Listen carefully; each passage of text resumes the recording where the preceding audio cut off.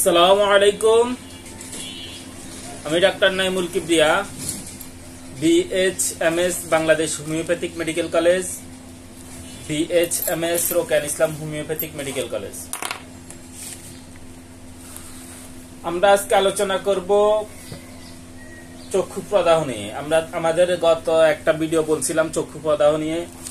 চক্ষু প্রদাহের আমরা অনেকগুলো ওষুধের কথা বলতেছিলাম। তো এখানে যে বিষয়টা লক্ষণীয় সেটা হচ্ছে আমরা যে ওষুধের কথা নিজে নিজে এক এক লক্ষণীয় ওষুধের কথা বলতেছিলাম, কেউ নিজে নিজে এই ওষুধগুলা প্রয়োগ করবেন না। অবশ্যই একজন ভালো হোমিওপ্যাথি ডাক্তারের পরামর্শে ওষুধগুলা সেবন করতে হবে।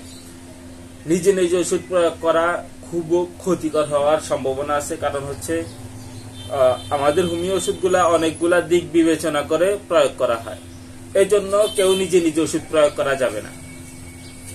তো এই পর্যায়ে আমরা যে বিষয়টা বলবো সেটা হচ্ছে, যদি কোনো শিশু, যা সদ্যজাত শিশু, আতুর গড়ের শিশুর চোখ উঠে বা চক্ষু প্রদাহ হয়, কনজাংটিভাইটিস হয়, তখন আমরা কমন ভাবে তাদের জন্য এই ফ্যালসিডিলা মেডিসিনটার কথা চিন্তা করতে পারি। যদি তাদের ঘন সাদা পুঁজ হয় এবং চোখের পাতায় ছোট ছোট গুটি জন্মে, নির্গমন হয়, তখন আমরা ফ্যালসিডিলার কথা চিন্তা করতে পারি।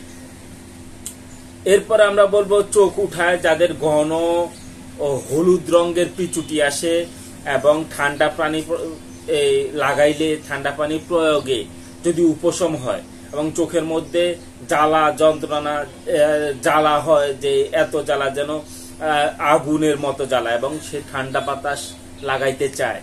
এই ঠান্ডা বাতাস লাগাইতে চাওয়া, ঠান্ডা পানি লাগাইতে চাওয়া এবং জ্বালা করা সমস্যা যদি থাকে চোখের মধ্যে, চক্ষু প্রদাহে, তাহলে আমরা এখানে আর্জেনাইট এবং ক্যালকেরিয়া সালফের কথা চিন্তা করতে পারি। আর্জেনাইট এবং ক্যালকেরিয়া সালফ। এরপরে আমরা দেখি যদি কারোর এমন হয় যে চক্ষুর ভিতরে শুকনো ভাব এবং চোখ বন্ধ রাখলে আরাম অনুভব হয় এবং চোখের মধ্যে এত জ্বালা যেন এখানে এই আগুন, মানে আগুন বাইর হচ্ছে, এরকম একটা জ্বালা হয়। কিন্তু তার এই আগুন বাইর হচ্ছে এরকম জ্বালা হইলেও সেখানে ঠান্ডা প্রয়োগে তার মানে ঠান্ডা তার অসহ্য হয়, ঠান্ডা তার সহ্য হয় না। ঠান্ডা অসহ্য হয় এবং আগুনের মতো জ্বালা হয়, তখন আমরা এখানে ক্লিমেটিসের কথা চিন্তা করব। ক্লিমেটিস। আর যদি কারোর আঘাতের কারণে চোখ উঠে, চোখের এই যন্ত্রণা হয়, তখন আমরা কিন্তু আঘাত হিসাবে প্রথমে আর্নিকার মেডিসিনটার কথা চিন্তা করব এবং আর্নিকার পরে আমরা আর্টেমিসিয়া মেডিসিনটার কথা চিন্তা করবো। আর্টেমিসিয়া বালগারিসের কথা চিন্তা করব।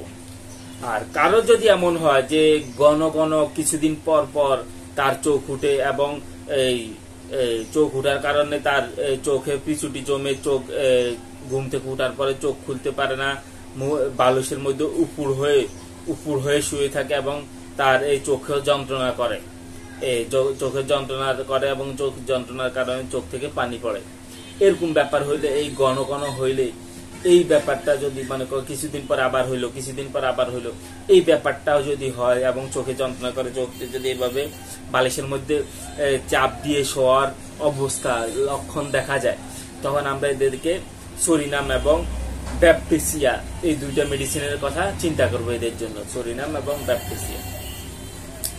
এরপরে আমরা দেখব যদি কারোর চোখের সাদা অংশ প্রদাহ হয়, চোখ ফোলা হয় এবং এই চোখের পাতাগুলা জোড়া বেঁধে যায়, এরকম ব্যাপার হইলে আমরা অন্যান্য ওষুধ যখন কাজ করবে না, অর্থাৎ তার লক্ষণ অনুযায়ী যে ওষুধটা আসতেছে ওষুধটা খুব একটা কাজ করতেছে না, তখন আমরা এখানে মধ্যবর্তী ওষুধ হিসাবে ম্যাডোরিনামও প্রয়োগ করতে পারি। যেমন আমরা সরিনামের কথা চিন্তা করছি, এরকম ম্যাডোরিনামও চিন্তা করতে পারি। এরপরে যদি কারোর শুধু একটা মাত্র চোখে প্রদাহ হয়, একটা চোখ ভালো আর একটা চোখে প্রদাহ, তখন আমরা ক্রিওজোটের কথাও চিন্তা করতে পারি। ক্রিওজোটের তার পিছুটিগুলা ক্ষতকর হয়, ক্ষতকর পিছুটি হইলে তখন আমরা ক্রিওজোটের কথা চিন্তা করতে পারি।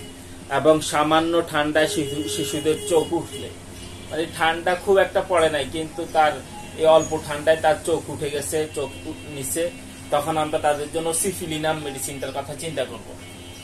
সিফিলিনাম। এরপরে আমরা দেখি যদি কারো এমন হয় যে চক্ষু বেদনা করে, চোখে আলোর দিকে তাকাইতে পারে না, এরকম ব্যাপার হয় এবং চোখের মধ্যে যেন কিছু পড়ছে, খসখস করে, এরকম হলে আমরা এদের জন্য সিনাবেরিস মেডিসিনটার কথা চিন্তা করব। সিনাবেরিস।